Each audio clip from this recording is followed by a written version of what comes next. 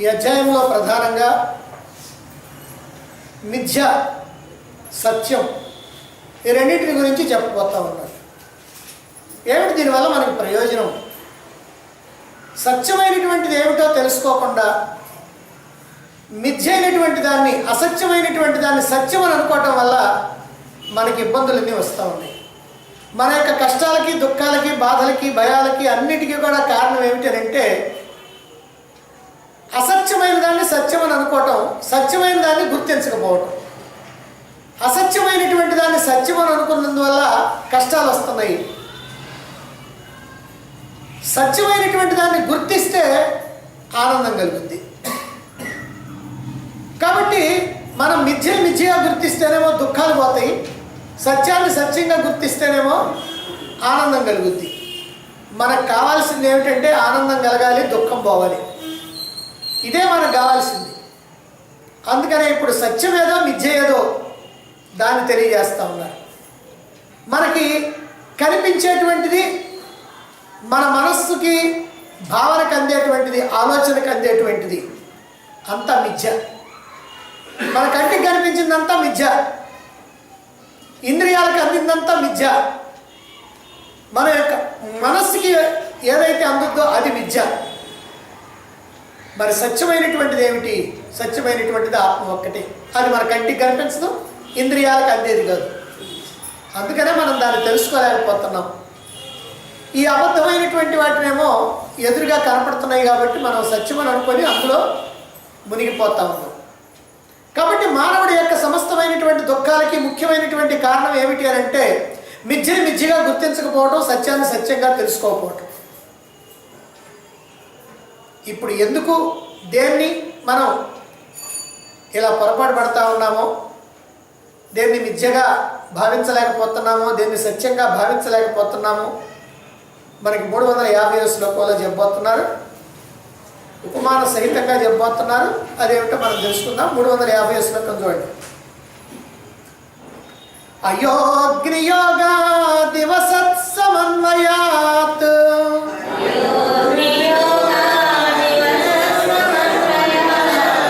మాత్రాది రూపేణ విజృంభతే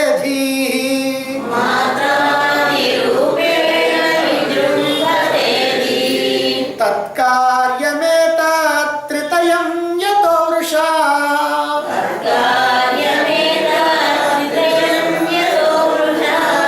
దృష్టం భ్రమస్వప్నమనోరథేషు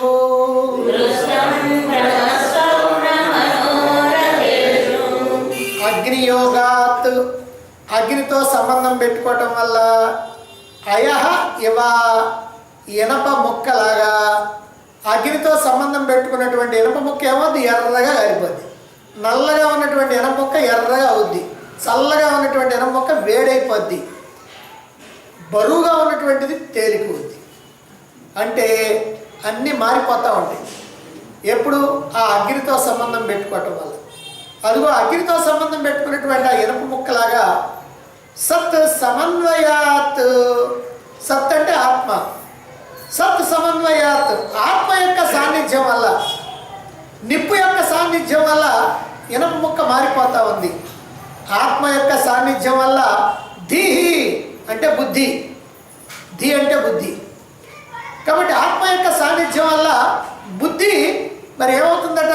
దాని మాదిరిగానే మాత్రాది రూపేణ విజృంభతే, మాత్రాది రూపేణ విజృంభతే. మాత్ర అంటే శబ్దస్పర్శ రూప రసగంధాలనే మాత్ర అంటారు. ఇక్కడ దాన్ని సరైనటువంటి భావంలో మనం అర్థం చేసుకోవాలంటే చూచి తెలుసుకునేది, తెలుసుకోబడేది అనేటువంటి భావన సరిపోద్ది. తెలుసుకునేది, తెలియబడేది అది ఏదైతే ఉందో అది వ్యక్తం అవుతూ ఉంటుంది. విజృంభతే వ్యక్తం అవుతూ ఉంటుంది. తత్కార్యం, ఈ బుద్ధి యొక్క కార్యాలు అంటే బుద్ధి యొక్క వృత్తులు, బుద్ధి యొక్క పనులు. ఏతత్ త్రితయం, ఏతత్ త్రితయం ఈ మూడింటిని. ఏ మూడింటిని? మళ్ళీ ఇక్కడ మనకు కొత్త పదం అంటే ఇంతకుముందు చెప్పుకున్నటువంటి పదం వస్తుంది. అగ్రహణ, అన్యదాగ్రహణ, విక్షేపం. ఈ మూడింటిని కూడా ఇవన్నీ కూడా వ్యక్తమైపోతాం. ఏతత్రయం, ఏతత్ త్రితయం. ఈ అగ్రహణ, అన్యదాగ్రహణ, విక్షేపాలు వాటిగా వ్యక్తమైపోతా ఉన్నాయి. భ్రమ స్వప్న మనోరథేషు. భ్రమలో అంటే ఉన్నది ఉన్నట్టుగా తెలుసుకోకపోవటం వల్ల మరొకటి అనుకోవటం అనేటువంటిది భ్రమ. గారిని వాడు చూపించేటువంటిది మన భ్రమలో పడిపోతాం. అప్పుడు భ్రమ, స్వప్నం, మనోరథ. ఊరికి కూర్చొని ఏదో ఆలోచించుకుంటా ఉంటాం. మనోరథ అదిగో వాటిలాగా. దృష్టం యత మృషా. ఏదైతే ఇలా చూడబడతాయో అవన్నీ కూడా మృషా, మిథ్య, వట్టిదే.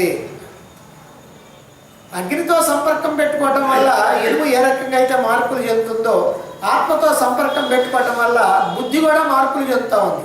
అంటే బుద్ధే ఇక్కడ కొన్ని విధాలుగా పనిచేస్తూ ఉంది. న్యాయంగా బుద్ధి జడమైనటువంటి బుద్ధి ఏమి లేదంటే ముద్దాలు పడి ఉంటుంది. కానీ ఎప్పుడైతే ఈ ఆత్మతో కలిసిందో, ఈ ఆత్మతో సంపర్కం పెట్టుకుందో వెంటనే దానికి ఆ ఆత్మ యొక్క చైతన్యం తగులుద్ది. తెలిసినప్పుడు తగిలేటప్పటికి ఏమవుతుంది? తెలుసుకునేదిగా, తెలియబడేదిగా బుద్ధి ఉంటుంది. అంటే బుద్ధి అన్నిటిని తెలుసుకుంటూ ఉంటుంది. అన్నిటి ద్వారా తెలియబడేది కూడా ఆ బుద్ధి అవుతుంది అన్నమాట. ఈ ప్రకారంగా వ్యక్తమవుతా ఉంది.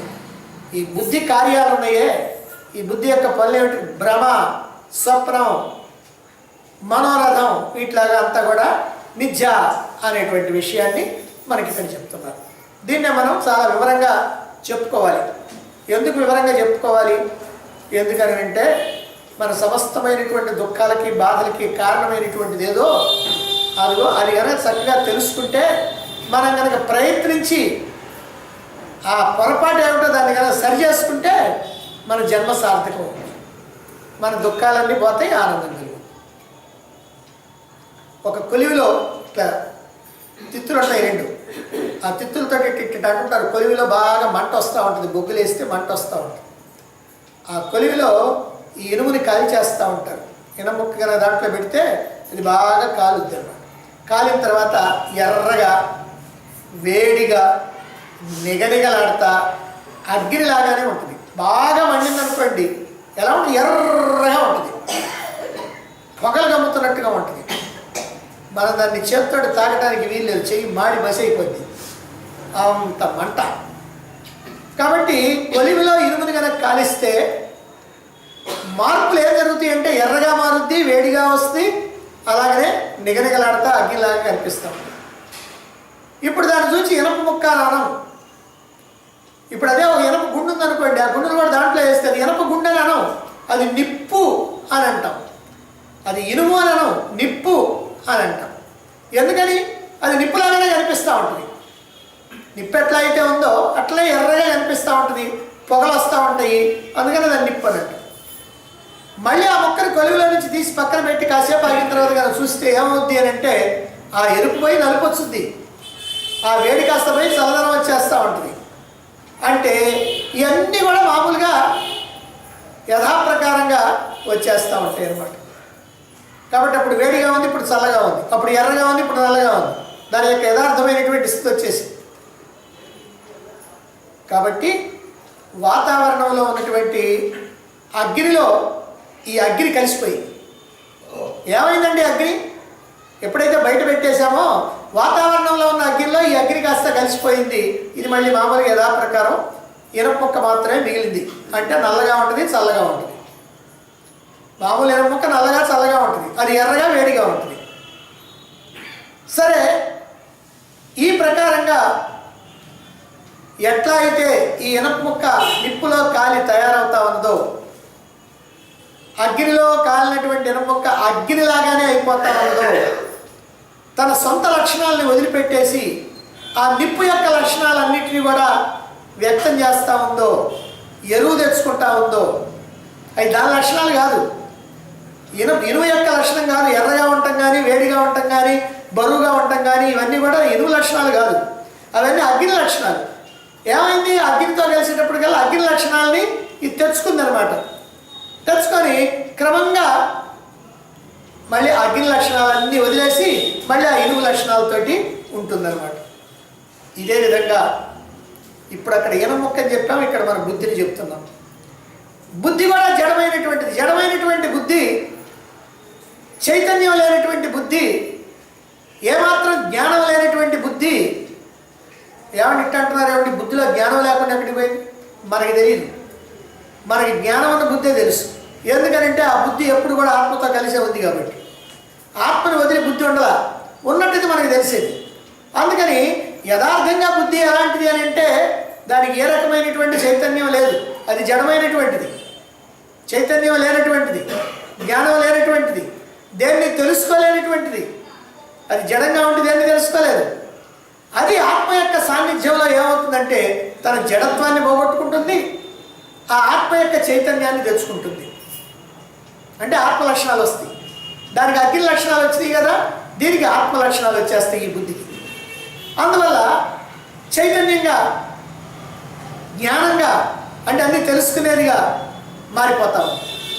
అంటే బుద్ధి ఆత్మ సాన్నిధ్యంలో తన యొక్క జడత్వాన్ని వదిలించుకొని ఆత్మ యొక్క చైతన్యాన్ని అరువు తెచ్చుకొని చైతన్యంలాగా కనిపిస్తూ ఉంటుంది, తెలివిగా కనిపిస్తూ ఉంటుంది. అయితే ఈ బుద్ధి ఎప్పుడైతే ఆత్మ యొక్క సాన్నిధ్యాన్ని వదిలిపెట్టిందో మళ్ళీ ఆ తెచ్చుకున్నటువంటి లక్షణాలన్నీ ఆత్మ లక్షణాలన్నీ పోతాయి. ఆత్మతో కలిసినంత కాలమే ఆత్మ లక్షణం. ఆ ఆత్మతో విడిపోయిందనుకో, విడిపోతే మళ్ళీ అది జడత్వంతో ఏమీ తెలుసుకోలేనటువంటి మొద్దులాగా తయారైపోతుంది. అంటే దాని సొంత లక్షణాలతో అది ఉండిపోతుంది అన్నమాట. అందుకే జీవించి ఉన్నంత వరకే శరీర మనోబుద్ధులు వ్యక్తమవుతూ ఉంటాయి. శరీరం కానీ, మనస్సు కానీ, బుద్ధి కానీ జీవించి ఉన్నంత వరకే వ్యక్తం అవుతూ ఉంటాయి. జీవం పోతే, ప్రాణం పోతే, సరిపోతే ఏమవుతుంది? శరీరం పనిచేయదు, కన్ను చూడదు, చెవి వినదు, ముక్కు వాసన చూడలేదు, నాలుక రుచి చూడలేదు, చర్మానికి స్పర్శ జ్ఞానం తెలియదు, కాళ్ళు కదలవు, చేతులు కదలవు, ఏ జీవన క్రియలు జరగవు. ఇవన్నీ ఎప్పుడు జరుగుతున్నాయనంటే ఆత్మ సాన్నిధ్యం ఉన్నంత వరకు, అంటే ఆత్మశక్తిని గ్రహించగలిగినంత వరకు ఇవన్నీ కూడా పనిచేస్తూ ఉంటాయి. ఎప్పుడైతే ఆ ఆత్మ యొక్క శక్తి అందలేదో అప్పుడు ఈ ఇంద్రియాలన్నీ కూడా ఏవి పనిచేయి. వాటితో పాటుగా మనస్సు, బుద్ధి అవి ఉన్నట్టుగా కూడా మనకి తెలియదు. అలాగా గాఢ నిద్రలో, మత్తులో అప్పుడు కూడా దేహేంద్రియాలు పనిచేయి. గాఢ నిద్రపోతున్నాం, డీప్ స్లీప్, సుషుప్తి. ఆ సుషుప్తిలో ఏ ఇంద్రియం అన్నా పనిచేస్తా? ఈ కన్ను కానీ, ముక్కు కానీ, చెవి ఏమీ పనిచేయవు. కానీ కదులుద్దా శరీరం? కదలదు, కదలకి తెలియదు. కానీ ఏమైనా మనసులో భావాలు ఏమైనా ఉన్నాయా? ఏమీ లేవు. ఏమైనా జ్ఞాపకాలు ఉన్నాయా? ఏమీ లేవు. కానీ అక్కడెవరైనా వేరే మనుషులు ఎవరైనా కనపడుతున్నారా? ఎవరు కనపడరు. అంటే ఏంటనమాట అక్కడ గాఢ నిద్రలో ఏమీ తెలియదు. కిమపి న జానామి అని దేన్ని తెలుసుకోదు బుద్ధి. ఏమిటి కారణం? జడమైనటువంటి శరీర మనోబుద్ధులు ఆత్మ యొక్క సాన్నిధ్యాన్ని వదలటం వల్ల ఆత్మ చైతన్యాన్ని గ్రహించకపోవటం, ఇంకేమీ లేదు. ఆ ఆత్మ యొక్క సాన్నిధ్యం అది దగ్గరగా ఉంటే ఇది పనిచేస్తూ ఉంటుంది, దగ్గర లేకపోతే పనిచేయదు.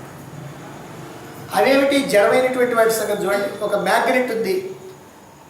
ఆ మ్యాగ్నెట్ ఇక్కడ గుండు సుద్దిగా పెడితే దాన్ని దగ్గరగా తీసుకెళ్తే, అంటే దాని సాన్నిధ్యం అంటే చక్కర్లా, దగ్గరగా తీసుకెళ్తే చాలు అది వచ్చి కటికి దీనికి అంటుకుంటుంది. ఒకరు దూరంగా పెడితే మాత్రం అంటుకోదు. దగ్గరగా పెడితే దానికి కావాల్సిన దూరంలో అంతలా కనుకుంటే అది ఖచ్చితంగా లేచి వచ్చి దీనికి అంటుకుంటుంది. ఎక్కడి నుంచి వచ్చింది దానికి? అది మ్యాగ్నెటిక్ పవర్. మ్యాగ్నెటిక్ ఎట్టయితే పవర్ ఉందో అలాగనే ఆత్మకు కూడా పవర్. ఆ ఆత్మ యొక్క సాన్నిధ్యంలో ఈ దేహము, ఇంద్రియాలు, మనస్సు, బుద్ధి అన్నీ కూడా పనిచేస్తూ ఉంటాయి. ఆత్మ యొక్క తత్వం ఏమిటి? సత్తు, చిత్తు, ఆనందం, సచ్చిదానంద స్వరూపం. ఆత్మ అంటే సచ్చిదానంద స్వరూపం.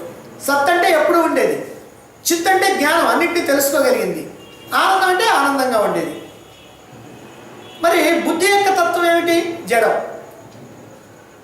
ఆత్మ యొక్క తత్వం చైతన్యం, బుద్ధి యొక్క తత్వం జడం. జడమైనటువంటి బుద్ధి ఈ సత్తు, చిత్తు, ఆనంద స్వరూపమైనటువంటి ఆత్మతో ఎప్పుడైతే కలిసిందో, ఎప్పుడైతే తాదాత్మ్యం చెందిందో, ఎప్పుడైతే సాన్నిధ్యంలోకి వచ్చిందో, ఎప్పుడైతే దగ్గర అయిందో, ఇప్పుడు ఏముంది? తన జడత్వాన్ని వదులుకుంటుంది, చైతన్యం ఉంది. జడమైనటువంటి బుద్ధి ఆత్మ సాన్నిధ్యంలోకి వచ్చినప్పటికల్లా ఏమవుతుంది? అది చైతన్యవంతం అవుద్ది. చైతన్యవంతం కావటమే కాదు, ఆ ఆత్మ యొక్క సత్తు చిత్తు ఆనంద లక్షణాలన్నీ వచ్చేస్తూ ఉంటాయి. అది ఎరువు తెచ్చుకుంటూ ఉంటుంది బుద్ధికి. అందుకని మనం ఏమంటామంటే నేను ఎప్పుడు ఇక్కడ ఉండాలి అని అనుకుంటాం. పోదాం అని అనుకో, ఎప్పుడు ఉండాలి అనుకుంటాం. అది సత్తు. అన్నీ తెలుసుకోవాలి చిత్తు. ఆనందం కావాలి, దుఃఖం నాకు వద్దు, అది ఆనందం. కాబట్టి సత్తు చిత్తు ఆనందం అనేటువంటి 3 లక్షణాలు కూడా ఆత్మ యొక్క లక్షణాలు ఈ బుద్ధికి అంటుకుంటున్నాయి. ఎలా అంటుకుంటున్నాయి అంటే ఆత్మకి దగ్గర కావడం వల్ల. అందుకే బుద్ధి ఎప్పుడు కూడా శాశ్వతమని, నిత్యమని, ఆనంద స్వరూపమని, అన్నింటినీ తెలుసుకోవాలని ప్రయత్నిస్తూ ఉంటుంది. జడమైనటువంటి బుద్ధి ఎప్పుడైతే ఆత్మతో సంపర్కమై చైతన్యవంతమైందో, అంటే అన్నింటినీ తెలుసుకునేది అయిందో. బుద్ధి తెలుసుకోవాలి అని అంటే మరి తెలుసుకోవడానికి ఏదో ఉండాలిగా, తెలియబడేది ఒకటి ఉండాలి. కాబట్టి బుద్ధి ఎప్పుడైతే తెలుసుకునేది అయిందో తెలియబడేటువంటి ప్రపంచం ఉండాలి. చెవులు ఉన్నాయనుకోండి, దేనికి చెవులు? శబ్దాలు వినడానికి. కాబట్టి చెవి ఉందంటే శబ్దం అనేది కూడా ఉంటేనే ఈ చెవి పనిచేసింది. కన్ను ఉందనుకోండి, రూపాలు ఉండాలి, దృశ్యం ఉండాలి. ముక్కు ఉందనుకోండి, వాసనలు ఉండాలి, వాసన చూడటానికి, మంచి చెడు ఏదైనా కానీ. అలాగే నాలుగు ఉంది, రుచి అనేటువంటిది ఉంటేనే ఈ 4 ప్రయోజనం, లేకపోతే 4 ప్రయోజనం లేదు. చర్మం ఉంది, ఏదో ఒకటి స్పర్శించి తెలుసుకోవడానికి ఓ వస్తువు ఉంటేనే ఈ చర్మం అనేది ఉపయోగపడుద్ది. కాబట్టి ఈ ప్రకారంగా మనకి ఏ ఇంద్రియాలు అయితే ఉన్నాయో, లేదా ఏ బుద్ధి అయితే ఉందో, ఈ ఇంద్రియాల ద్వారా అన్నింటినీ తెలుసుకోవాలంటే తెలియబడేటువంటి ప్రపంచం కూడా ఉండాలి. అంటే బుద్ధి ఇంద్రియాల ద్వారా తెలుసుకోవాలంటే తెలియబడేటువంటి ప్రపంచం. ప్రపంచం అని అంటే ప్రపంచంలో ప్రపంచ 5 ఉన్నాయి: శబ్ద, స్పర్శ, రూప, రస, గంధ. ఈ 5 విషయాలతో కూడినటువంటిదే ఈ ప్రపంచం. మరి నిజంగా ఇలాంటి ప్రపంచం లేకపోతే చూచేది ఎట్లా, వినేది ఎట్లా, రుచి దూచేది ఎట్లా, మాట్లాడేది ఎట్లా, ఇవన్నీ ఎట్లా కుదురుతాయి? అందుకని ఆత్మే ఇలా ప్రపంచంగా కూడా వ్యక్తమవుతూ ఉంది. అంటే ఆత్మే ఈ బుద్ధితో కలిసి చూచేదిగా ఉంది. ఆ ఆత్మే ఈ బుద్ధి చూడటానికి ఓ ప్రపంచం కూడా వ్యక్తమైంది. అంటే బుద్ధి ఆత్మతో సంపర్కంగా చూచేవాడుగా మారింది. చూడటానికి కావాల్సినటువంటి విషయ ప్రపంచం కూడా సృష్టించబడతా ఉంది, అంటే కల్పించబడతా ఉంది. ఎవరి చేత కల్పించబడతా ఉన్నది? బుద్ధి చేతనే కల్పించబడతా ఉన్నది. అంటే ఆత్మ చైతన్యమే తెలుసుకునే వ్యక్తిగా, తెలియబడే ప్రపంచంగా. సింపుల్గా చెప్పాలంటే ఆత్మ తెలుసుకునే వ్యక్తి, తెలుసుకునేదిగా, తెలియబడేదిగా, రెండిటిగా మారిపోతాం. తెలుసుకునేదిగా దృక్కు, తెలియబడేదిగా దృశ్యం. అంటే దృక్కు దృశ్యం రెండు కూడా ఆత్మ. దృశ్యము ఆత్మే. ఆత్మ కల్పించింది దృశ్యాన్ని, అలాగనే దృక్కు. ఈ రెండు కూడా అట్లా కల్పితం. అయితే ఎప్పుడు ఇదంతా? బుద్ధి ఆత్మ చైతన్యాన్ని గ్రహించింది. అలాగాక బుద్ధి కనుక మత్తులో మునిగిన, గాఢ నిద్రలో లయమైపోయినా ఇక అది చూచేది లేదు, చూడబడేది లేదు. మనకి గాఢ నిద్రలో అలవాటుగా ఇది ప్రతిరోజు మనకు తెలుసుగా. ఏమవుతుంది ఇక్కడ? ఆ బుద్ధి అనేటువంటిది సీల్ చేసేయబడుతుంది గాఢ నిద్రలో. కాబట్టి చూచేది లేదు, చూడబడేది లేదు, ఏమీ లేకుండా పోయి, అంటే జడమైపోయి. అందుకే గాఢ నిద్రలో మనకి ఏ అనుభవాలు ఉండలేదు, ఏ ప్రపంచం ఉండలేదు. జాగ్రత్త ప్రపంచం ఉండలేదు, స్వప్న ప్రపంచం ఉండలేదు, ఇంకేదన్నా ఓ ప్రపంచం కూడా ఉండలేదు. అందుకని అక్కడ ఏమీ తెలియటంలా. మళ్ళీ బుద్ధి కాస్త మేలుకుందా? మేలుకోవటంతో ఆత్మ యొక్క సాన్నిధ్యం దానికి వచ్చేస్తుంది. ఆత్మ సాన్నిధ్యం తగలటంతో పులకరించిపోద్ది. ఆ పులకరించిపోవడంతో అన్నీ తెలుసుకునేదిగా, తెలుసుకోవడానికి తెలియబడేవి, ఈ రెండు వ్యక్తం అవుతాం. తెలుసుకునేది వ్యక్తం అవుద్ది, తెలియబడే ప్రపంచం కూడా వ్యక్తం అవుతుంది. బుద్ధి తెలుసుకునేటువంటి ఈ ప్రపంచం నిజమైందా, సత్యమైందా? ఇక్కడే మనకు కావాలి. మన బుద్ధి ఓ ప్రపంచాన్ని తెలుసుకుంటా ఉంది. ఇది సత్యమా కాదా? ఇది కేవలం కల్పన, నిజంగా కల్పన, నిజంగా ఆత్మ చేత కల్పించబడినటువంటిదే ఈ ప్రపంచం, అంతేగాని సత్యం కాదు. నిజంగా ఉన్నది ఏమిటంటే ఆత్మ ఒక్కటే. ఆత్మ ఒక్కటే నిరాకారమై, నిర్గుణమై, సర్వవ్యాపకమై, స్వయం ప్రకాశమై, కేవలంగా ఎల్లప్పుడూ అలా అనుస్యూతంగా అది మాత్రం ఉంటుంది. ఆత్మ కంటే అన్యముగా రెండవది ఏమీ లేదు. అందుకని ఆత్మ దేన్ని చూడదు, ఆత్మ దేన్ని చూడదు, ఏది ఆత్మను చూడదు. ఏది ఆత్మను చూడదంటే అసలు ఆత్మ కంటే వేరే ఏదైనా ఉంటేగా చూడటానికి. ఆత్మ కంటే అన్యంగా రెండోది ఏం లేదన్నాగా. కాబట్టి ఆత్మని ఇంకా చూసేది ఎవరున్నారు? కనుక ఆత్మ దేన్ని చూసేది లేదు, దేని చేత చూడబడేది లేదు. ఎందుకని అంటే ఆత్మ కంటే అన్యంగా ఏమీ లేదు, ఆత్మ మాత్రమే ఉంది కాబట్టి. ఇప్పుడు ఇక్కడ మీరు ఒక్కళ్ళే ఉన్నారనుకోండి, రూములు అందరూ బయటకు వెళ్ళిపోయారు, ఒక్కళ్ళే ఉన్నారు. ఇప్పుడు మీరు చూడటానికి, మిమ్మల్ని చూడటానికి ఎవరు లేరు, మీరు చూడటానికి ఎవరు లేరు. ఎందుకని? ఒక్కళ్ళే ఉన్నారు కాబట్టి. అదే ఇద్దరు కనుకుంటే మీరే వాళ్ళని చూస్తారు, వాళ్ళే మిమ్మల్ని చూస్తారు. అదేవిధంగా ఇక్కడ ఆత్మ కూడా ఒక్కటే ఉంది, రెండోది లేదు. అందుకని ఆత్మ చూసేది లేదు, ఆత్మ చూడబడేది లేదు, ఎవరి చేత చూడబడేది కాదు. ఎందుకంటే రెండవది ఏది లేదు కాబట్టి. అయితే ఆత్మ వ్యక్తావ్యక్త స్వరూపం కాబట్టి, వ్యక్త స్వరూపము అవ్యక్త స్వరూపము కాబట్టి, అవ్యక్తంగా అంతటా తాను ఉంటూనే వ్యక్త స్వరూపంగా కూడా ఇదిగో ఒక నాటకం ఆడుతూ ఉంది. ఆత్మ ఇక్కడ ఒక నాటకం ఆడుతూ ఉంది. ఇదంతా ఏదో అనుకోవాకండి, ఈ నాటకం అంతా మనకి తెలిసిన నాటకం ఏది. ఆ నాటకంలో తానే చూచేటువంటి దృక్కు, ఆ నాటకంలో తానే చూడబడేటువంటి దృశ్యం. ఆత్మ అనేటువంటి నాటకంలో ఈ జగత్తంతా కూడా చూడబడేది, చూసేవాళ్ళం మనం తయారయ్యాం. మనల్ని తయారు చేసింది ఆత్మే, దీన్ని తయారు చేసింది కూడా ఆత్మే. అంటే ఆత్మ ఇక్కడ నాటకం ఆడుతూ ఉంది. ఇది మనకి తెలియాలి అంటే స్వప్నం సంగతి మనం గుర్తెచ్చుకోవాలి. ఇక్కడ ఆత్మ ఎట్లయితే ఓ నాటకం ఆడుతుందో ఇక్కడ మనం కూడా ఓ నాటకం ఆడుతూ ఉన్నాం. స్వప్నం అనేటువంటిది ఒకటి ఉంది, ఆ స్వప్న ప్రపంచం ఉంది కదా, ఉంది. ఆ స్వప్న ప్రపంచాన్ని చూచేటువంటి స్వప్న పురుషుడు ఉన్నాడా లేడా? ఉన్నాడు. స్వప్న పురుషుడు ఎవరండి? మనస్సు. స్వప్న ప్రపంచం ఎవరు? మనస్సే. నువ్వు మాత్రం కదలకుండా హాయిగా పక్క మీద పడుకొని ఉన్నావు, కానీ అక్కడ ఒక ప్రపంచం ఉంది. ఆ ప్రపంచాన్ని చూస్తున్నటువంటి, తెలుసుకుంటున్నటువంటి, అనుభవాలు పొందుతున్నటువంటి నీవు ఉన్నావు. నిన్నెవరు సృష్టించారు? మనస్సే. ఆ ప్రపంచాన్ని ఎవరు సృష్టించారు? మనస్సే. మరి సృష్టించి కాసేపు ఆడుకున్న తర్వాత, నాటకం అయిపోయిన తర్వాత ఆ మొత్తం ఏమైపోతుంది? ఆ మనసులో తెలిసిపోతుంది. అమ్మో, అంటే ఇంత పని చేస్తున్నాం మనం కూడా. అంటే భగవంతుడు ఏం చేస్తున్నాడో మనం అదే చేస్తున్నాం, అవునా కదా? అయితే భగవంతుడు మనము అనేది ఆ పేర్లతో చూసేటప్పుడు భగవంతుడు వేరు, మనం వేరు అవుతాం. కానీ ఇక్కడ భగవంతుడు మనము అంటే అర్థం ఏంటంటే, మనం అంటే మనస్సు, భగవంతుడు అంటే ఆత్మ. ఆత్మే మనస్సు, మనసే ఆత్మ. ఆత్మ ఇలా ఓ ప్రపంచం, జాగ్రత్త ప్రపంచాన్ని సృష్టించింది, జాగ్రత్త పురుషుడిని సృష్టించింది. మరి మనస్సు స్వప్న ప్రపంచాన్ని సృష్టించింది, స్వప్న పురుషుడిని సృష్టించింది. రెండు మనసు యొక్క సృష్టి ఇక్కడ, రెండు ఆత్మ యొక్క సృష్టి అక్కడ. ఇదంతా వట్టిదాని సంగతి ఎప్పుడు తెలుస్తుంది? స్వప్నం మేలుకున్న తర్వాత. మరి ఇదంతా వట్టిదాని ఎప్పుడు తెలుస్తుంది మనకి?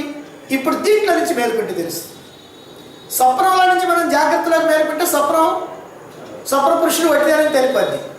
మరి జాగ్రత్తలో నుంచి జ్ఞానంలోకి మేలుకుంటేనే ఈ జాగ్రత్త ప్రపంచం కానీ, ఈ జాగ్రత్త పురుషుడు కానీ, ఈ రెండు కూడా వట్టిదనిసి తేలిపడి. కాబట్టి ఆత్మనైనటువంటి నేను అన్నిటినీ తెలుసుకునేటువంటి బుద్ధిగా, బుద్ధి తెలుసుకోవడానికి వీలుగా ఓ ప్రపంచంగా నేను వ్యక్తమవుతా ఉన్నాను. అంటే ఆత్మే వ్యక్తమవుతా ఉన్నాను. మనస్సే స్వప్న ప్రపంచంగా, ఆ ప్రపంచాన్ని చూసే స్వప్న పురుషుడిగా ఎట్లా అయితే వ్యక్తమైందో, ఇక్కడ ఆత్మ ఈ జాగ్రత్త ప్రపంచంగా, ఈ ప్రపంచాన్ని చూసేటువంటి జాగ్రత్త పురుషుడిగా వ్యక్తమవుతా ఉంది. ఇలా నా చేత సృష్టించబడేటువంటి ప్రపంచం, ఈ ప్రపంచాన్ని అనుభవించేటువంటి నేను అంటే జీవుడు, ఆ రెండు కూడా స్వప్నంలాగా మిథ్య. అది వట్టిది అయితే ఇది ఎందుకు వట్టిది కాదు? అయితే ఆ కళ కంటున్నంతసేపు అది వట్టిది అనే సంగతి మనకు తెలియదు. మరి ఎప్పుడు తెలుస్తుంది? మేలుకున్న తర్వాత. అలాగే జాగ్రత్తలో ఉన్నంతకాలం మనకు తెలియదు. ఈ జాగ్రత్తలన్నీ జ్ఞానావస్థలోకి మేలుకున్నప్పుడు మాత్రమే మనకు తెలుస్తుంది. జ్ఞానావస్థలోకి మేలుకోవడం అంటే ఆత్మానుభూతి పొందటమే. ఈ మనస్సు కన్నా వేరుగా నేను ఆత్మని అని తెలుసుకున్నప్పుడు, అంటే మనస్సు ఆత్మగా అయినప్పుడు, ఆత్మగా ఉన్నప్పుడు అప్పుడు తెలుస్తుంది అన్నమాట. కాబట్టి ఈ జాగ్రత్త ప్రపంచం మిథ్య, ఈ జాగ్రత్త పురుషుడు మిథ్య. కాబట్టి ఈ జాగ్రత్త ప్రపంచాన్ని జగత్ అన్నారు, ఈ జాగ్రత్త పురుషుడిని జీవుడు అన్నారు. జీవుడు జగత్తు, జీవ జగత్తులు రెండు మిథ్య.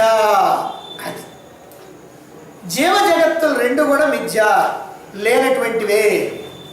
అవి ఉన్నట్టుగా మనం అనుకుంటాం కానీ భ్రమపడతాం కానీ సత్యంగా.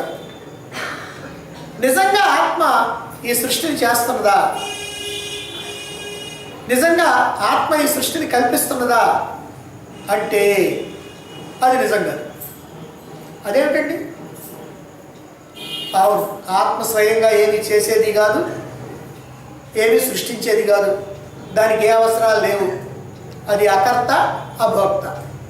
సృష్టించిందని అనుకోవటము మన భ్రమ, జగత్తు ఉన్నదని అనుకోవటము మన భ్రమ, జీవుణ్ణి అనుకోవటము మన భ్రమ. అన్నీ మన భ్రమలోనే కానీ నిజంగా మాత్రం ఏమి లేవు. ఏమీ లేకుండానే అన్నీ ఉన్నాయి అనుకుంటాం. గారడివాడు అక్కడ ఏమీ లేకుండానే మనకు వస్తువులు చూపిస్తాడు. మీకు చాలామందికి తెలుసో తెలీదు, కాటికాపర్లు వస్తుంటారు ఇళ్ళలోకి పూర్వకాలంలో.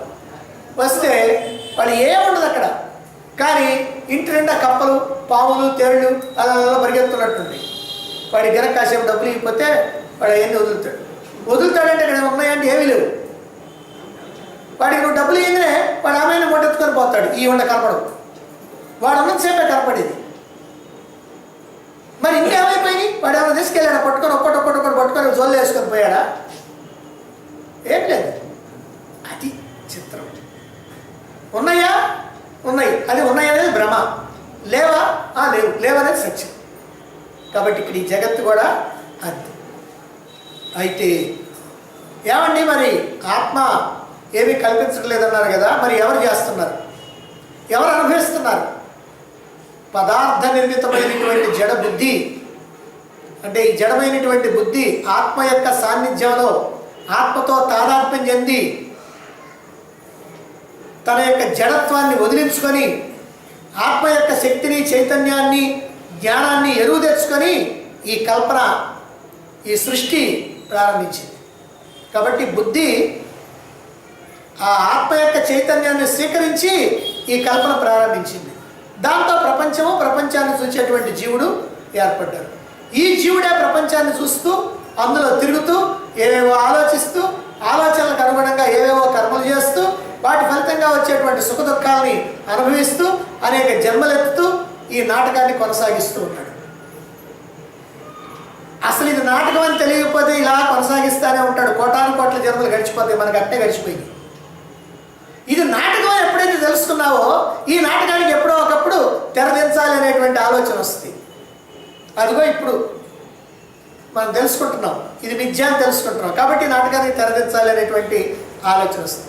కాబట్టి ఇదంతా కూడా నాటకం, మిథ్య, కల్పన. జీవుడు జగత్తు రెండు కూడా కల్పనలే. ఇవన్నీ కూడా ఎప్పుడు మార్పులు చెందుతూ ఉండేటువంటివి. మార్పులు చెందేవి శాశ్వతమైనటువంటివి కాదు. మార్పులు, వికారాలు, పుట్టడం అనేది చివరి వికారం చావటం.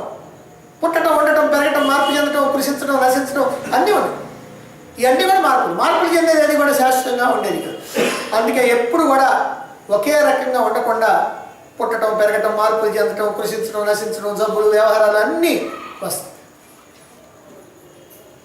అంతేకాదు ఇవన్నీ జరుగుతూ ఉంటే కాసేపు ఆనందం, కాసేపు దుఃఖం, కాసేపు బాధ అన్నీ వచ్చేస్తాయి. అందుకని ఇది మిథ్యా జగత్తు. ఈ జీవుడు మిథ్యా జీవుడు. జగత్తు వట్టిదే, జీవుడు వట్టిదే. వట్టిదే అని తెలుసుకుంటే మనకేం లాభం? ఈ శ్లోకానికి సంబంధించకపోయినా మనం తెలుసుకోవాలి. ఇది ఒట్టిదే అని తెలుసుకోకపోతే ఏమవుద్ది? ఇది ఒట్టిదే అని తెలుసుకోకపోతే సత్యం అని అనుకుంటాం. సత్యం అంటే దీంట్లో ఇరుక్కుంటున్నాం కదా, ఇదంతా సత్యమని అనుకుంటున్నాం కదా. కాబట్టి ఇప్పుడు ఇళ్ళు వాకిళ్ళు డబ్బు దశకం వ్యవహారం పిల్లలు భార్య భర్త తల్లి తండ్రి ఇవన్నీ సత్యమని అనుకుంటున్నాం. ఇంట్లో ఇరుక్కొని ఏమైంది? ఆత్మకు దూరం అయ్యింది. ఎప్పుడైతే ఇది సత్యం కాదని అనుకుంటామో, ఇది మిథ్య అనుకుంటామో, అప్పుడు దానిలో నుంచి బయటపడతాము. బయటపడేటప్పటికల్లా మనం ఆత్మకు దగ్గర కావడానికి అవకాశం వస్తుంది. అందుకే ఇక్కడ ఈ మిథ్య సత్యం అనేటువంటి వాటిని రెండింటినీ కూడా తెలుసుకోవాల్సి వస్తుంది. కాబట్టి అన్ని మిథ్య అనేటువంటి విషయాన్ని రూఢి చేసుకోవాలి. ఆ రూఢి చేసుకోవడానికి మరో శ్లోకాన్ని చెప్తున్నారు. 351 శ్లోకం 351 చూడండి. తతో వికార ప్రకృతేరహంముఖా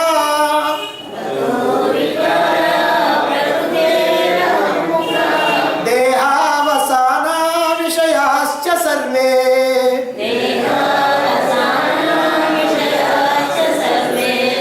క్షణేన్యథా భావితయా హ్యమీషాం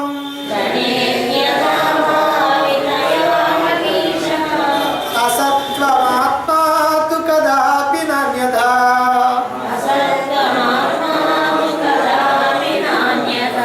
తతః అందువల్ల నువ్వు చెప్పారు ఇవన్నీ మిథ్య కాబట్టి ఎందువల్ల ఇదంతా మిథ్య కనుక. ప్రకృతే వికార ప్రకృతి యొక్క వికారాలు అహంముఖ అహంకారం మొదలైనటువంటి ప్రకృతి యొక్క వికారాలను ఏమిటి అని చెప్తున్నారు. అహంకారము మొదలైనటువంటి దేహావసాన సర్వే విషయాశ్చ దేహావసాన దేహంతో అంతమైపోయేటువంటి అన్ని విషయాలు కూడా దేహంతో ఏమంతమైపోతాయి? ఇక్కడున్న అందరితో సంబంధాలు దిగిపోతాయి, అన్ని బంధుత్వాలు దిగిపోతాయి. దేహం ఉంటే అన్ని బంధుత్వాలు దిగిపోతాయి, వీళ్ళతోటి సంబంధం లేదు. అన్ని ఆస్తిపాస్తులతోటి సంబంధం దిగిపోద్ది, కట్టుకున్న బట్టలతోటి సంబంధం దిగిపోద్ది, పెట్టుకున్న వాచితోటి ఉంగరంతోటి సంబంధం దిగిపోద్ది, ప్రపంచంతో సంబంధం దిగిపోద్ది, ఊరితోటి సంబంధం దిగిపోద్ది, మిత్రులతోటి సంబంధం ఇంకేముంటాయి? ఏమీ ఉండవు. దేహం ఉన్నంత వరకే ఇవన్నీ కూడా. దేహం పోతే అది కాలి బూడిదైపోద్ది, ఎక్కడ దేనితో కూడా సంబంధం ఉండదు. అందుకని ఇది దేహంతో అంతమయ్యేటువంటి అన్ని విషయాలు కూడా క్షణే అన్యథా భావితయా క్షణంలో మారిపోయేటువంటివి కాబట్టి ఒక్క క్షణంలో అన్ని మారిపోతావు కనుక అమీషాం వికారాలకి విషయాలకి అసత్వం మిథ్యాత్వం నిశ్చయం. ఈ విషయాలన్నిటి కూడా మిథ్యాత్వం నిశ్చయం. అన్నీ మారిపోయాయి కాబట్టి విషయాలన్నీ మిథ్య. ఏదైతే అన్నీ నువ్వు సత్యం సత్యం అని అనుకున్నావో, అన్నిటినీ కౌగిలించుకున్నావో, వాటేసుకున్నావో, ఇది లేకపోతే నేను బ్రతకలేను అనుకున్నావో, ఇవన్నీ కూడా నీకేం సంబంధం లేదు. ఎప్పుడు దేహాన్ని వదిలిపెట్టు. అందుకని అన్ని మిథ్య. ఇవన్నీ మారిపోయాయి, ఎప్పుడు ఒక రకంగా ఉండేవి కాదు. కనుక వీటితో ఏ రకమైనటువంటి వాటికి అస్తిత్వం లేదు. ఆత్మాతు మరి ఆత్మ అయితేనో అంటున్నాడు. ఆత్మతు అంటే ఆత్మ అయితేనో కదాపి అన్యథా నా ఎప్పుడు కూడా మార్పులనే ఉండవు. మరి ఆత్మ అయితే ఎప్పుడు మార్పులు ఉండవు. విషయాలైతే ఎప్పుడు మారిపోతూ ఉంటాయి. విషయాలేమో ఎప్పుడు మారిపోతూ ఉంటాయి. మారిపోతూ ఉన్నాయి కాబట్టి మిథ్య, అన్నీ లేని ఒట్టిదే అబద్ధం. ఎప్పుడు మారకుండా ఉండేది ఆత్మ కాబట్టి అది సత్యం. మనకు కావాల్సింది ఆత్మేమో సత్యం, జగత్తులోని విషయాలు అన్నీ కూడా మిథ్య అనేటువంటి విషయం తేడా. కాబట్టి అందుకోసమే ఈ శ్లోకాన్ని చెప్పింది. మనకి శంకరాచార్యుల వారు ఒకే ఒక్క మాటలో చెప్పారు, శ్లోకంలో ఒక భాగంతో చెప్పారు, బ్రహ్మ సత్యం జగన్మిథ్య. ఇదే మానవుడు తెలుసుకోవాల్సింది. వేదాంత సారమంతా ఇదే, బ్రహ్మ సత్యం జగన్మిథ్య. ఇది తెలుసుకోవటం అంటే ఊరికే తెలుసుకోవటం. మనం అందరం బాగా తెలుసుకున్నాం, ఎన్నిసార్లు చెప్పన్నా చెబుతాం బ్రహ్మ సత్యం జగన్మిథ్య అని. కానీ నీ బుద్ధిలో మాత్రం బ్రహ్మ సత్యం జగన్మిథ్య అని ఉందా? కనపడని బ్రహ్మేమో సత్యమో వచ్చమో నాకెందుకండి, కనిపించేటువంటి జగత్తేమో మిథ్య అంటే నేను ఎందుకు ఒప్పుకుంటాను అంటున్నాం. కాబట్టి ఇది మిథ్య, అది సత్యం. ఇంతకుముందు శ్లోకంలో చెప్పుకున్నాం, ఇనం ముక్క నల్లగా చల్లగా ఉంటుంది. అది ఎప్పుడైతే అగ్నిలో కాలిందో, అగ్నితో సంపర్కం పెట్టుకుందో తన లక్షణాలన్నీ పోగొట్టుకుంది. నల్లగా చల్లగా ఉండేది ఎర్రగా వేడిగా తయారైంది.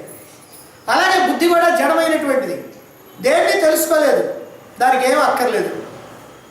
అది ఆత్మతో ఎప్పుడైతే సంపర్కం చెందిందో జడమైనటువంటి బుద్ధి కాస్త చైతన్యవంతమైపోయింది. చైతన్యం అయ్యేటప్పటికల్లా ఏమైంది, ఆత్మ యొక్క లక్షణాలన్నీ ఎరువు తెచ్చుకుంది. బుద్ధి ఎప్పుడైతే తెలుసుకునేదిగా అయిందో అది తెలుసుకోవడానికి తెలియబడేవి కావాల్సి వచ్చింది. ఇంతకుముందు చెప్పింది, ఎప్పుడైతే బుద్ధి తెలుసుకునేది అయిందో అది తెలుసుకోవడానికి ఏదో కావాలి, ప్రపంచం కావాలి. కాబట్టి ఆ బుద్ధి చేతనే సృష్టించబడింది ప్రపంచం కూడా, ఎందుకంటే దాన్ని తెలుసుకోవటం కోసం. అయితే ఈ ప్రపంచం సృష్టించడానికి ముందు ఏంది ముడిసరుకు? ఎట్లా సృష్టించిందండి బుద్ధి ఈ ప్రపంచాన్ని అని అంటే ఏమిటి ముడిసరుకు? ఆత్మే ముడిసరుకు. ముడిసరుకు అంటే ఇప్పుడు కొయ్య ఉందనుకోండి, కుర్చీయో బల్లో తయారు చేస్తారు, ఇది ముడిసరుకు కొయ్య. అట్లానే ఈ ప్రపంచం ఎట్లా తయారైంది? ఆత్మ అనేటువంటి ముడిసరుకుతో తయారైంది. ఏమిటంటే ఇక్కడ ఆత్మ ముడిసరుకు అన్నారు అంటే ఆత్మే ప్రపంచం కనపడుతుంది కాబట్టి అదే ముడిసరుకు. చీకట్లో కనిపించినటువంటి పావుకు ముడిసరుకు ఏంటంటే తాడే. తాడుండ బట్టే మనకి పాము కనపడదు, తాడు కనుక లేకపోతే అసలు బాగా అనుకునే పనే లేదు, ఆ భ్రమ కూడా మనకు కలిగేది కాదు. కాబట్టి బుద్ధి అనేటువంటిది ఆత్మతో కలిసి జీవుడిగా ఏర్పడింది. ఈ జీవుడు చూడటానికి ఒక ప్రపంచం ఏర్పడింది. ఆత్మ బుద్ధితో కలిసి జీవుడిగా ఏర్పడింది. ఈ జీవుడు చూడటానికి తెలుసుకోవడానికి ఒక ప్రపంచం ఏర్పడింది. అంటే ఈ సమస్తమైనటువంటి విషయాలతో కూడినటువంటి జగత్తు ఒక కల్పన, కల్పితం. ఈ జగత్తంతా కూడా ఒక కల్పితం. మరి జగత్తును చూసేటువంటి జీవుడు కూడా కల్పనే. దా చెప్పుకున్నాం కదా, స్వప్న ప్రపంచం, స్వప్న పురుషుడు రెండు కల్పనే, మనోకల్పన. మరి ఇక్కడ జాగ్రత్త ప్రపంచం, జాగ్రత్త పురుషుడు, ఈ రెండు కూడా ఇక్కడ కల్పనే, రెండు నిజం కాదు. ఇదంతా బుద్ధి కార్యం, అంటే బుద్ధి చేసేటువంటి పని. ఇది బుద్ధి యొక్క వికారం. ఎట్లయితే రాత్రి స్వప్నంలోని మనస్సు స్వప్న ప్రపంచాన్ని సృష్టించుకొని ఆ ప్రపంచాన్ని చూసేటువంటి స్వప్న పురుషుడిని సృష్టించుకుందో, ఆ స్వప్న పురుషుడు ఏవేవో కోరికలతో అక్కడ ఏవేవో పనులు చేస్తుంటాడు, ఏవో ఆలోచనలు చేస్తుంటాడు, కొంతమందితో కలుస్తుంటాడు, కొంతమందితో విడిపోతుంటాడు, కొన్ని పనులు చేసి కొన్ని ప్రయోజనాలు పొందుతాడు, ఆనందాన్ని పొందుతాడు, కొన్ని పనులు చేసి దుఃఖాన్ని పొందుతాడు.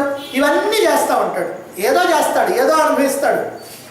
కొంతసేపు అట్లా ఉన్న తర్వాత మెలకు వచ్చేస్తుంది, వాడు ఆ ప్రపంచం రెండు మాయం.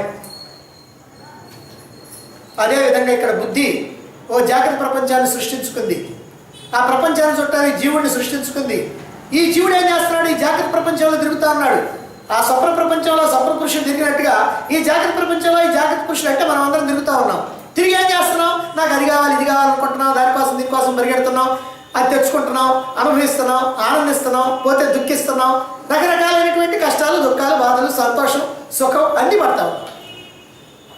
ఇలా పడుతూ పడుతూ పడుతూ ఇందులోనే మునిగి మునిగి మునిగి జన్మలకి జన్మలు ఎత్తుతూ ఉంటాం. ఇదంతా ఎప్పుడు మాయమైపోద్ది? ఎప్పుడు మాయమైపోద్ది అంటే జీవభావం నుంచి నువ్వు మేలుకున్నప్పుడు మాయమైపోద్ది. స్వప్నంలో నుంచి మేలుకున్నప్పుడు కాదు, స్వప్న ప్రపంచం స్వప్న పురుషుడు మాయమైంది కాబట్టి ఈ జాగ్రత్త ప్రపంచంలో నుంచి నువ్వు మేలుకుంటే ఈ జాగ్రత్త పురుషుడు జాగ్రత్త ప్రపంచం రెండు కూడా మాయమైపోతుంది. అందువల్ల రెండో మిథ్య అనేటువంటి విషయం మనకు తెలుసు. ఇప్పటిదాకా జరిగిందంతా కూడా ఆత్మ చైతన్యం యొక్క సహాయంతో బుద్ధి ఆడినటువంటి నాటకం, బుద్ధి కార్యం అని తెలిసిపోయింది. ఈ బుద్ధి కార్యం వల్ల మార్పులు చెందేటువంటి జగత్తును చూసేటువంటి జీవుడు ఈ నాటకాన్ని కొనసాగిస్తూ ఉన్నారు. నిజంగా మార్పులు చెందేవన్నీ కూడా మిథ్య. సత్యమైనటువంటిది ఏ మార్పులు చెందకుండా అలా ఉండిపోతుంది. మనిషి మారుతున్నాడా? మారట్లేదా? మారిపోతున్నాడు. చిన్నప్పుడు ఎంత ఉన్నాడు, ఒకరు పెద్ద అయిన తర్వాత ఎంత ఉన్నాడు, ఒకరు పెద్ద అయిన తర్వాత ఎంత ఉన్నాడు. చిన్నప్పుడు ఎట్లా ఉంది దేహం, పెద్ద అయిన తర్వాత ఎట్లుంది, ముసలితనం వచ్చిన తర్వాత ఎట్లుంది, కళ్ళు కనపడం, చెవులు వినపడం, అన్ని రకరకాలైనటువంటి అవయవాల దోషాలు అన్నీ వచ్చేస్తూ ఉంటాయి. కాబట్టి మార్పులన్నీ కూడా వచ్చేస్తూ ఉన్నాయి. ప్రకృతి మారిపోతూ ఉంది, ఇళ్ళు వాకిళ్ళు మారిపోతూ ఉంటాయి, ఊళ్ళన్నీ ఒక్కొక్కప్పుడు ఊళ్ళు పోతూ ఉంటాయి. ఇదంతా ఎడారి ప్రదేశం ఉంది, ఎడారి ప్రదేశం ఊళ్ళో అవుతాయి. అంటే ఈ రకంగా అన్ని మార్పులన్నీ కూడా జరిగిపోతూ ఉంటాయి. దేహం, మనస్సు, ఇంద్రియాలు, బుద్ధి ఇవన్నీ కూడా మారిపోతూ ఉంటాయి. మారేవన్నీ కూడా ఎప్పుడో ఒకప్పుడు నశించిపోయాయి. ఇది సత్యం, మనం తెలుసుకోవాలి. మారేవన్నీ కూడా ఎప్పుడో ఒకప్పుడు నశించిపోయాయి కాబట్టి అవి సత్యం కాదు. సత్యం అంటే ఏంటి? ఎల్లప్పుడూ ఉండాలి. త్రికాలాల్లో ఉండేదేదో అది సత్యం. ఇంకా చెప్పాలంటే త్రికాలాతీతమైంది కూడా సత్యం. కాబట్టి అన్ని కాలాల్లో ఉండాలి. కానీ అట్లా కాదే, ఒకప్పుడు ఉంటున్నాయి, ఒకప్పుడు లేకుండా పోతున్నాయి, మారిపోతా ఉన్నాయి. కాబట్టి ఈ విషయాలన్నీ కూడా, ఈ జగత్తంతా కూడా, ఈ జీవుడు కానీ అన్నీ కూడా ఎప్పుడు మారిపోతూ ఉండేవి. అందుకని అన్నీ కూడా అసత్యం, అనిత్యం, మిథ్య, లేవు, లేకపోయినా కూడా మనం భ్రమగలుపుతా ఉన్నాయి అంతే. కాబట్టి అంతరంగ ప్రపంచమైనటువంటి అహంకారం, చూచేటువంటి శరీరం, అనుభవించేటువంటి మనస్సు, ఆలోచించేటువంటి బుద్ధి, బుద్ధిలో ఉన్నటువంటి వాసనలు, అలాగే చూడబడేటువంటి ప్రపంచం, ఈ ప్రపంచంలో ఉన్నటువంటి వస్తువులు, విషయాలు, ఉద్రేకాలు, ఆలోచనలు అన్నీ మారిపోతాయి. ఇవన్నీ కూడా బుద్ధి యొక్క కల్పనలు కాబట్టి అన్ని మిథ్య. ఎంతసేపటికి మనం తెలుసుకోవాల్సింది ఇదంతా మిథ్య, ఒకటిదే. ఆశలు పెంచుకోవద్దు. దీనిలో నువ్వు ఆశలు పెంచుకొని దీనిలో నువ్వు ఇరుక్కుంటే ఏమవుతున్నావంటే ఇరుక్కుపోతున్నావు. ఇరక్కపోయి వచ్చాను, ఇరుక్కుపోయాను, ఇరుక్కుపోతా ఉంటావు. కాబట్టి ఇది మిథ్య, మిథ్య, మిథ్య, అసత్యం, అసత్యం, అనిత్యం, అనిత్యం అనేటువంటి భావన చేస్తూ దీంట్లో నుంచి బయటపడాలి. మారకుండా ఉండేది, పుట్టుక లేనటువంటిది, నాశనం లేనటువంటిది, అది మారకుండా ఉండేది, ఎప్పుడు ఉండేది. ఏమిటది అని అంటే ఆత్మ.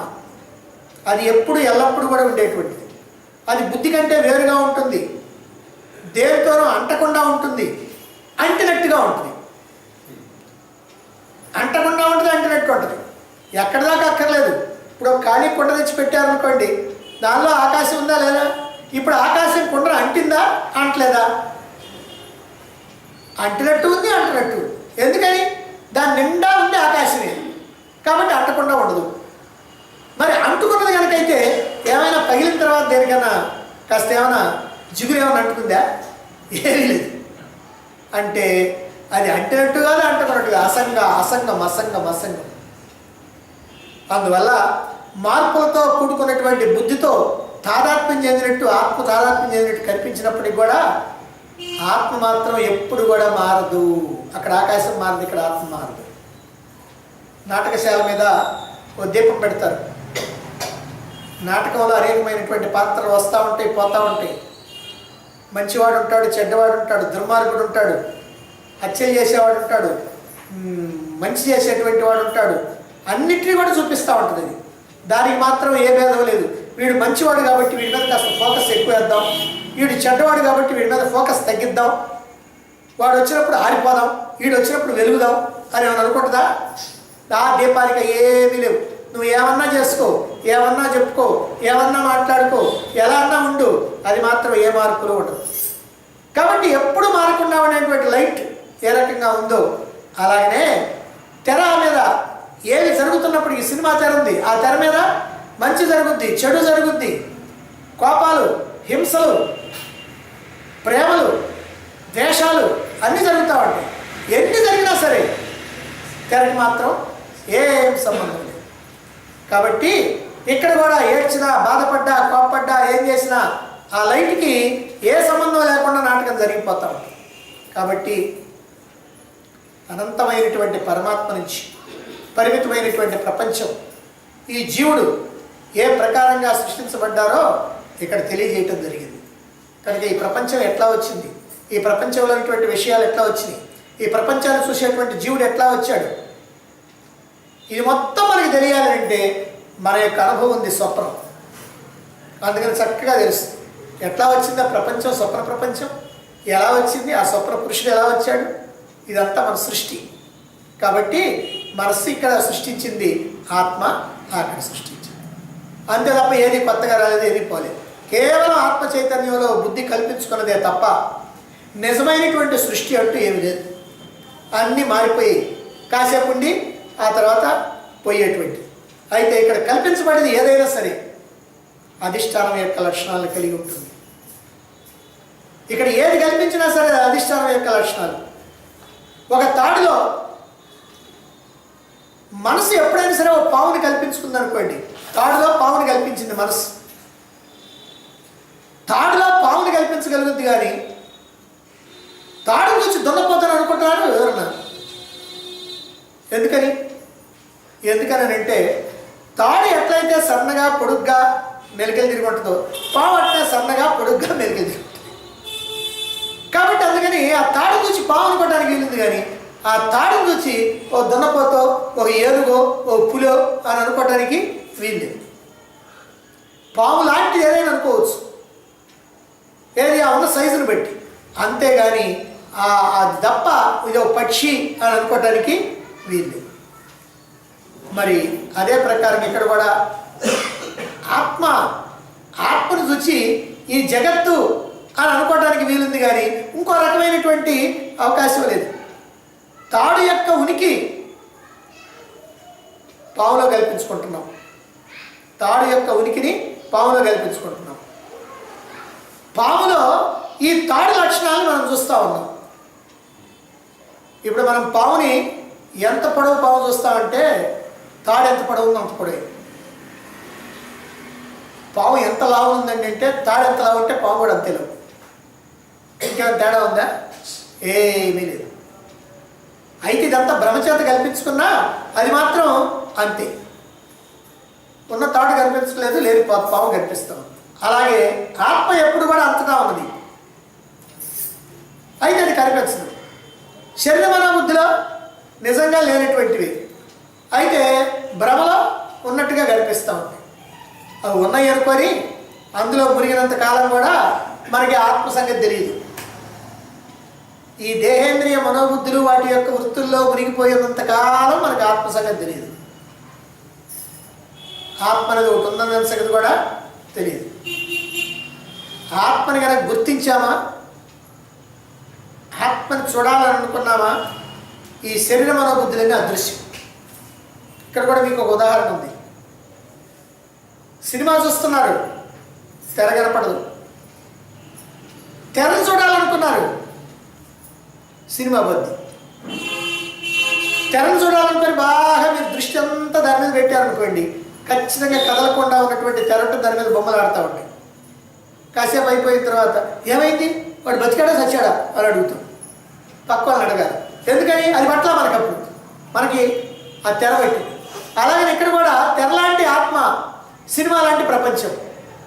ప్రపంచంలో మునిగితే తెర కనపడదు, ఆత్మ కనపడదు. ఆత్మను చుట్టానికి ప్రయత్నం చేస్తే ప్రపంచం పోద్ది. కనుక ఈ ప్రపంచం వల్ల అదృశ్యం కావాలంటే ఆత్మని దర్శించాలి.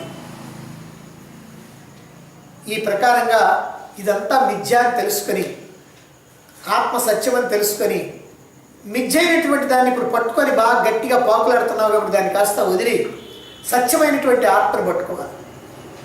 చూచేటువంటి జీవుడు, చూడబడేటువంటి జగత్తు, ఈ రెండు కూడా బుద్ధి యొక్క కల్పనలు అనేటువంటి విషయం ఇంతవరకు ఈ 2 శ్లోకాల్లో మనం గట్టిగా తెలుసుకున్నాం. బుద్ధి యొక్క కల్పనలు, మనసు యొక్క కల్పన స్వప్న ప్రపంచం, స్వప్న పురుషుడు. ఇక్కడ బుద్ధి యొక్క కల్పన అంటే ఆత్మ యొక్క సహాయంతో బుద్ధి యొక్క కల్పన ఈ జగత్తు, అంటే ఈ కనిపించేటువంటి జాగ్రత్త ప్రపంచం, అలాగనే ఈ ప్రపంచాన్ని చూసేటువంటి జీవుడు. మరి ఈ రెండు కూడా బుద్ధి యొక్క కల్పన. ఇది సత్యమైనటువంటిది ఏమిటి? ఈ రెండింటికి ఆధారమైంది ఏదో అది సత్యం. స్వప్న ప్రపంచానికి, స్వప్న పురుషుడికి ఆధారమైంది మనస్సు, అది సత్యం. అక్కడ జాగ్రత్త ప్రపంచానికి, జాగ్రత్త పురుషుడికి ఆధారమైనటువంటిది ఆత్మ, అది సత్యం. కాబట్టి అధిష్టానమైనటువంటి సత్యమైనటువంటి ఆత్మని తెలుసుకోవాలి. కల్పితమైనటువంటి జగత్తుని, కల్పితమైనటువంటి సుఖదుఖాలని విడిచిపెట్టి శాశ్వతమైనటువంటి ఆనందంలో మనం నిలవాలంటే మనకు కావాల్సింది అదే ఫైనల్. నిత్యమైనటువంటి ఆనంద స్వరూపమైనటువంటి ఆత్మగా ఉండిపోవాలి. మనకు ఆనందం కావాలా? ఆత్మగా ఉండు. ఎందుకండి కాస్త అది కాస్త ఇది అన్నీ రుచి చూస్తామంట, ఇట్టే ఉండు, జీవుడిగా ఉండు. జీవుడిగా ఉన్నావా, అది శాశ్వతం కాదు, సత్యం కాదు. ఆత్మగా ఉన్నావా, శాశ్వతం, సత్యం. నువ్వు ఆత్మగా ఉంటే నీ ఆనందం శాశ్వతం, నీ ఆనందం సత్యం. అటువంటి ఆత్మ యొక్క వర్ణన తర్వాత శ్లోకంలో చెప్పబోతున్నారు, 352 శ్లోకంలో. దాన్ని మనం రేపు చెప్పుకుందాం.